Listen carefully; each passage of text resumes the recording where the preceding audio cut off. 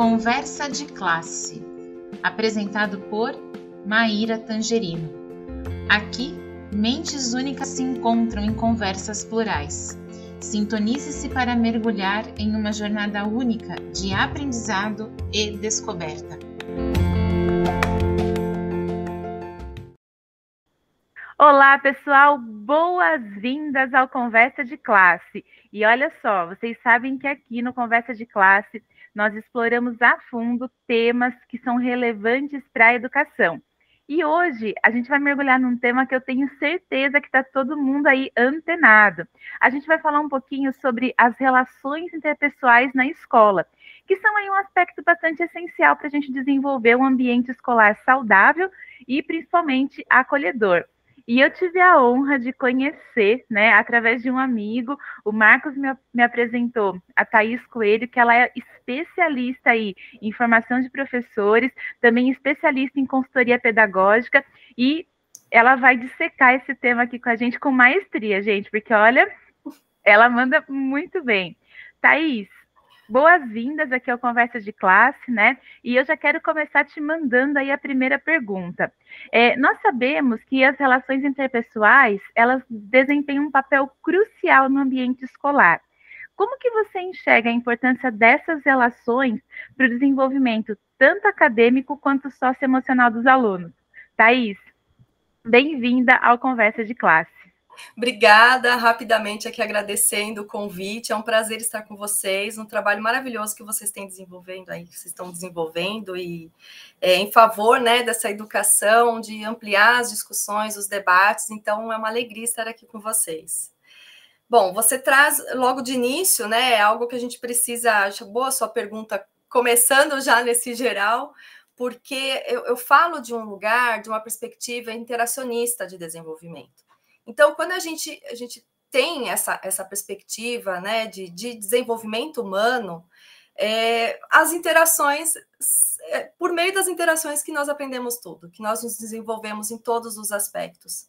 Então, é a condição, né, quando você fala assim, qual que é a importância das relações? Por meio das relações é que nós vamos aprender e nos desenvolver. Então, a condição primordial é que essas relações elas estejam estabelecidas em respeito mútuo, né, em valores ali que traz uma questão de cooperatividade dentro do cotidiano escolar. Então, é imprescindível, uma condição mesmo imprescindível para o desenvolvimento humano, cuidar das relações interpessoais. Então, nós temos visto, assim, qualquer assunto que você venha abordar numa formação, dentro das escolas, na sala dos professores, né? Então, estão lá discutindo a matemática, as ciências, a geografia. O assunto das relações, eles permeiam, né? É um assunto que permeia tudo. Como é que esse estudante está, como é que ele interage com o outro, como é que ele interage com o professor. Então, cuidar dessas interações é fundamental quando a gente pensa nesse sujeito integrado, né? Que a escola também tem essa responsabilidade de contribuir com o desenvolvimento pleno dessas pessoas.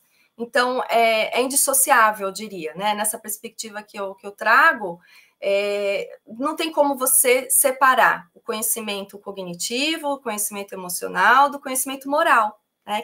Então, a gente precisa cuidar de alguma forma de todas essas relações.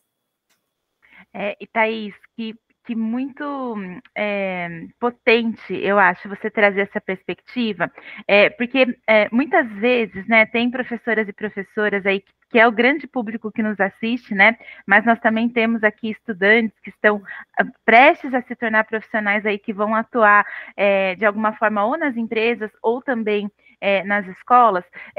Eu tenho ouvido depoimentos que quando a gente fala sobre relações interpessoais, às vezes a gente coloca isso numa máscara, né, de que vai ficar tudo bem se a gente só falar sobre isso. E, na verdade, não é assim, né? Os conflitos, eles fazem parte, né, das relações interpessoais, eles também vão estar presentes aí, né, nas situações que envolvem as relações. E eu queria te perguntar como que você orienta, né, os profissionais da educação a lidarem de forma construtiva com essas situações para ajudar a promover mesmo um clima escolar positivo, mesmo diante aí dos desafios. O que a gente tem procurado trazer para as discussões, para as reflexões, né, nos encontros, é mudar um pouco a perspectiva do conflito. Então, como é que eu encaro o conflito? E você trouxe um ponto perfeito quando você traz assim, a questão até empresarial, né? Então, é um assunto que muitas vezes a gente está ali trabalhando, pensando no conflito que acontece entre as crianças, os adolescentes, e aí tem esse momento da adolescência, que é típico também de algumas situações que acontecem. Mas, na verdade, a gente está falando de nós mesmos. Nós estamos ali falando de como é que eu, adulto, me relaciono com o outro adulto, né? Com os meus pares, com o meu superior, com os funcionários. Então, eu tenho até ido mesmo assim contribuir com palestras, com encontros em empresas também, porque você está falando de relação humana, né? Das interações. Então, acho que o primeiro passo é refletir sobre como é que a gente encara o conflito, né? Será que a gente tenta abafar o tempo todo, resolver rapidamente aquele problema, então já resolve, já pede desculpa, está tudo resolvido, né? E mudar um pouquinho essa perspectiva para encarar o conflito como uma oportunidade. É uma oportunidade de aprendizagem, né? É a grande oportunidade. Fala, gente, que delícia, aconteceu um conflito, o pessoal brinca, né? Nossa, que maravilha. Claro que o conflito gera um desconforto, né? Ninguém gosta de... Quando você está imerso num conflito, isso gera... acelera o batimento cardíaco, a gente fica ansioso, claro que gera um sentimento, emoções ali desconfortáveis. Mas a gente precisa começar a encarar, e aí eu tenho pensado sobre isso junto com professores, com gestores, com pessoas, né, em geral, que aquele conflito ali não é nosso. Então, primeiro também é pensar assim, não levar para o lado pessoal, né? Não é que aquela criança está me testando, ou aquele adolescente ele está querendo me tirar do sério hoje. Quem nunca falou ou pensou isso, né? E aí a gente precisa respirar, nos colocarmos ali num papel de adulto da relação.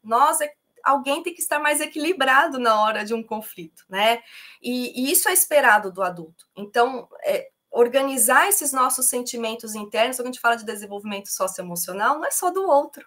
Assim como a gente fala das relações, é sobre nós também, né? Então, olhar então para esse conflito como uma oportunidade de aprendizagem. É quando essa criança, esse adolescente vai poder, por exemplo, sair da sua perspectiva, muitas vezes egocêntrica, e perceber outras perspectivas. Então, explorar o conflito, trazer ele para a discussão, sem aquela posição de eu preciso resolver o conflito. Então, voltando, o conflito não é seu, né? Não leva para você. Então, a gente precisa ajudá-los a pensar sobre as soluções. E aí sim nós estamos caminhando em direção àquilo que todo mundo deseja, que é autonomia. Isso está em qualquer projeto político-pedagógico, em plano, né? Eu preciso desenvolver, eu quero que os alunos, então, no futuro, sejam pessoas autônomas. Mas que oportunidade a gente está dando para que eles se autorregulem? Que eles possam regular os seus sentimentos, suas emoções, tomar decisões. Então, acho que é essa orientação que eu tenho dado, né? Buscar estratégias, se você vai fazer uma intervenção, uma mediação, que de fato, Maíra, eduque, conduza para estratégias que educam, né? A Luciana Maria Caetano, que é minha orientadora, doutora lá da USP, ela traz muito esses pontos, né? O adulto da relação e também estratégias que vão educar, não simplesmente estratégias que vão disciplinar. Então, aí também, quando eu encaro o conflito, quando eu penso nas relações com foco na autonomia, eu preciso pensar, essa minha estratégia, ela está resolvendo o problema e sempre alguém de fora resolvendo, ou ela está contribuindo para que essas pessoas envolvidas possam, pouco a pouco, terem condições de resolver os problemas por si só, né? Então, acho que é um pouco nesse sentido que a gente tem pensado o conflito. Como você mesma disse, ele é inerente ao ser humano, não tem como, né? Se nós estamos aqui numa perspectiva da interação, o que vem à sua cabeça quando você pensa em convivência, em interação? Sempre aparece o conflito, né? Porque é parte do ser humano. Mas não é o conflito violento, né? É o confronto mesmo de ideias, de perspectivas, de desejos e de o que eu desejo, mas o que eu posso. Então, busca desse equilíbrio o tempo todo. Thaís, que resposta, né, maravilhosa. E enquanto você falava, eu estava pensando o seguinte, né? A gente também tem vivido um contexto atual, e que bom, né? Eu falo isso de forma muito positiva, em que a diversidade e a inclusão, elas estão sendo cada vez mais valorizadas e, consequentemente, né, as ideias diferentes, de pessoas diferentes aí no espaço, elas também vão acabar aparecendo com mais força. Eu gostaria de saber como que você acha que nós podemos promover relações interpessoais mais saudáveis e mais respeitosas, considerando aí relações que acolham e valorizem a diversidade de identidades e de experiências aí dos alunos e também, né, dos professores nos contextos das escolas.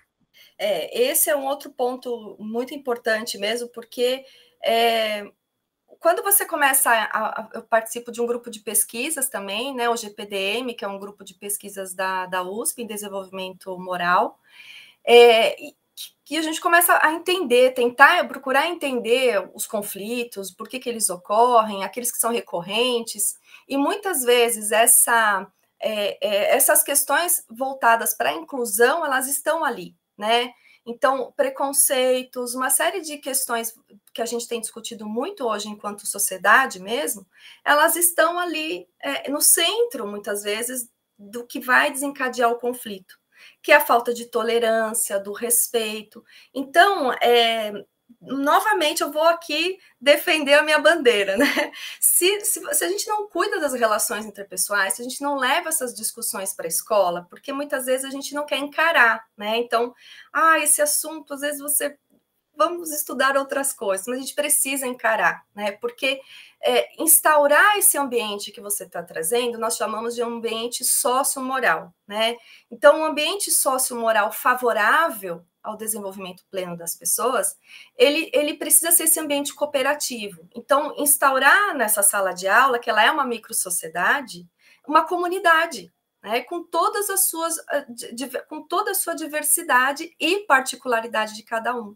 Então, instaurar esse ambiente cooperativo, ele é inclusivo, né, em todos os seus sentidos, porque você começa a desenvolver a noção, então, e aí trazendo um pouquinho também as habilidades socioemocionais, quando nós falamos de autoconhecimento, de autogestão, é disso que a gente está falando, né? Então, eu me conheço no cotidiano, eu me conheço no encontro com o outro. Piaget traz isso de uma forma muito linda, né? A personalidade plena, ela é desenvolvida no encontro com o outro.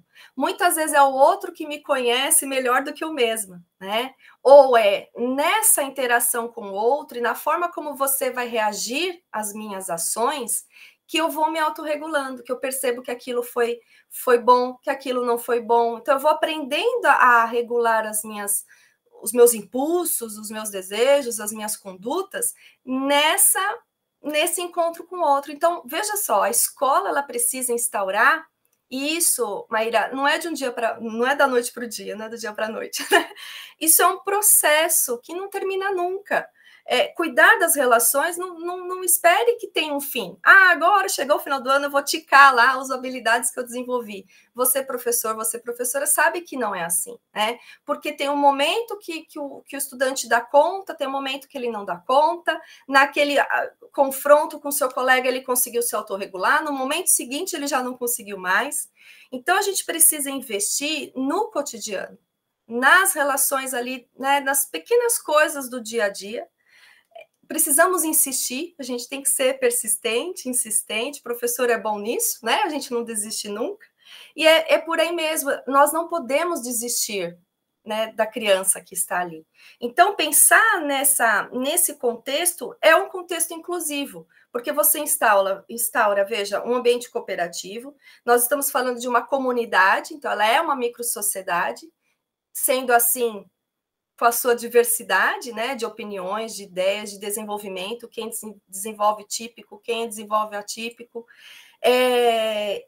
E outra estratégia que eu acho que eu também gostaria de trazer aqui, que eu estava refletindo com você, nesse autoconhecimento, nesse conhecimento do outro, é que eu também entendo que eu sou diferente do outro também, né? E esse outro tem direito de ser diferente ou de pensar de uma forma diferente. E aí eu vou desenvolvendo essa noção, eu no mundo, né? Quem sou eu, quem é o outro, de que forma que eu acho que favorecer as forças, não ficar focando tanto naquilo que falta. A escola muitas vezes foca muito nisso. O que falta para eu conseguir o meu 10? O que falta para... E focar mais no que é potente, né? No que cada um pode fazer para contribuir com essa comunidade. Todos podem alguma coisa. Então, favorecer as habilidades pessoais de cada um, não naquela régua de comparação, né? Então, esse ambiente, isso que é cooperação. Às vezes eu não sou bom em determinada coisa, mas o meu colega, que de repente tem até um desenvolvimento atípico, ele é melhor do que eu em alguns aspectos. Então, favorecer essas forças que existem nessa micro-sociedade, né? E as estratégias de conflitos, quando envolvem também crianças que têm ali as suas particularidades, é pensar, Maíra, no ganha-ganha, né? Então, não é procurar culpados, procurar o tempo todo quem errou, quem é o vilão da história, mas um foco do ganha-ganha. Todo mundo vai sair ganhando quando a gente cuida, né, uns dos outros, quando a gente cuida das nossas relações, das nossas atitudes. Então, por isso, de novo, é ajudar nesse processo da escola, muitas vezes, olhar por um outro, de um outro foco, de um outro parâmetro, de uma outra perspectiva. Porque, às vezes, a escola está muito naquilo né, do que falta, do que está ruim, o que eu preciso fazer para ajustar, para controlar o outro. E a gente não controla, né, o outro. A gente pode ajudar a construir esse ambiente. Eu falo, bom, eu não consigo mudar as atitudes da Maíra, mas eu posso cuidar desse ambiente para que o ambiente seja favorável e ela possa agir, então, na sua plenitude, né, da sua melhor forma. Não sei se eu respondi sua pergunta. Thaís, acho que respondeu sim, e respondeu de uma forma maravilhosa, né? Eu acho que você dá um insumo bastante direto mesmo para os educadores que estão lidando aí com essas situações, né? Você mencionou também, agora na sua resposta, né, a questão do desenvolvimento das habilidades socioemocionais. Eu queria te perguntar, até para a gente ir finalizando, né, como que a gente pode integrar essas abordagens do trabalho das relações interpessoais na escola, e aí visando não apenas o sucesso acadêmico, né, mas pensando no desenvolvimento integral das pessoas que estão ali no processo de educação. Aí, acho que realmente é uma pergunta que eu posso tentar que sistematizar tudo que a gente tem conversado, porque é a mesma linha de raciocínio, né? De uma perspectiva interacionista que considera esse sujeito pleno, complexo em todas as suas dimensões e integrado. Então, se somos integrados, não dá para eu separar, como eu disse aqui, agora então vamos trabalhar o sentimento, né? Agora esquece o sentimento, vamos estudar matemática. As coisas não funcionam dessa forma, não é?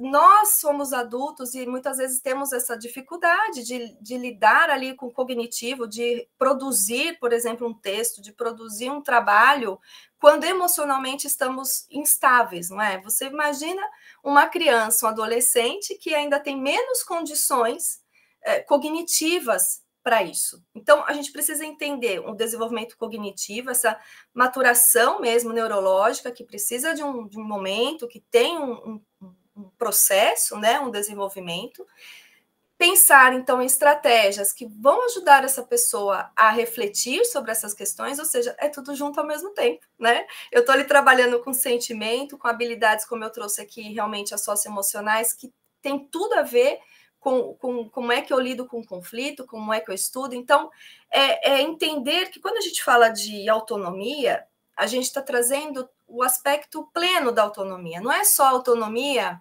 moral, de fazer o que é correto, independente de ter uma câmera me filmando, né? Mas a gente está falando também da autonomia cognitiva. Então, o esforço que eu vou adquirindo, a autorregulação para estudar, a autorregulação. Então, por mais que eu tenha ali um espaço barulhento, eu aprendo a me autorregular e me concentrar, a força de vontade que a gente fala, né? Ela requer um treino também. E autonomia emocional.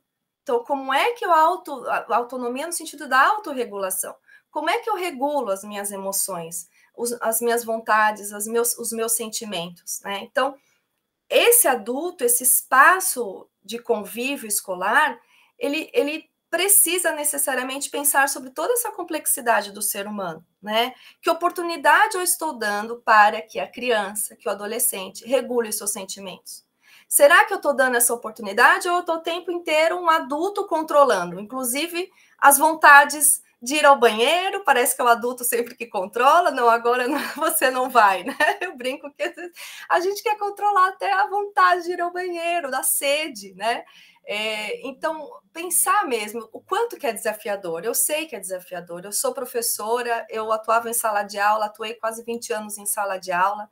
Eu falo assim, nós estamos juntos. Eu não falo, né? Parece fácil, eu sei a complexidade que é. O quanto que nós precisamos, às vezes, dizer não ou regular a criança, porque nós temos ali também as nossas obrigações, os nossos deveres enquanto professor, que deixa a gente... Quase a gente não tem o que fazer, né? E aí a gente precisa parar tudo para falar sobre o conflito. Eu sei que é desafiador, eu entendo, mas a gente precisa pensar quanto tempo eu estou investindo. Não é toda hora que eu vou conseguir oportunizar a autorregulação. Eu sei disso. Tem horas que a gente precisa organizar, e a organização e a disciplina, elas são fundamentais, viu, gente? Eu não estou dizendo aqui pelo contrário, né? Nessa perspectiva e para Piaget, a disciplina, ela é importantíssima. Agora, o que eu preciso pensar é que oportunidades eu estou dando para que essa pessoa adquira essa disciplina num processo mesmo de autorregulação das suas emoções, das suas vontades, dos seus desejos, dos seus impulsos, das suas escolhas, e o quanto de oportunidade eu estou deixando, né, de ofertar. Então, é investir tempo nisso. Eu sei que não é o tempo todo, mas a gente precisa olhar na semana, pelo menos, né, num planejamento lá da semana, quais foram as oportunidades que eu dei para que essa criança, que esse adolescente possa desenvolver o seu pensamento crítico, desenvolver falar sobre os seus sentimentos. Então, tem muita estratégia aí para a gente pensar, mas... Thaís, que maravilhoso, e que bom que você traz, né, essa perspectiva para quem está escutando a gente. E olha, já fica o convite aqui para você retornar, viu? Porque com certeza vai ter mais estratégias aí para falar. Eu quero te agradecer pela sua participação. Você trouxe, de fato, uma contribuição muito relevante aqui para o Conversa de Classe, tá? Muito obrigada mesmo por ter aceito o nosso convite. E, pessoal, a gente se vê no próximo Conversa de Classe. Até mais!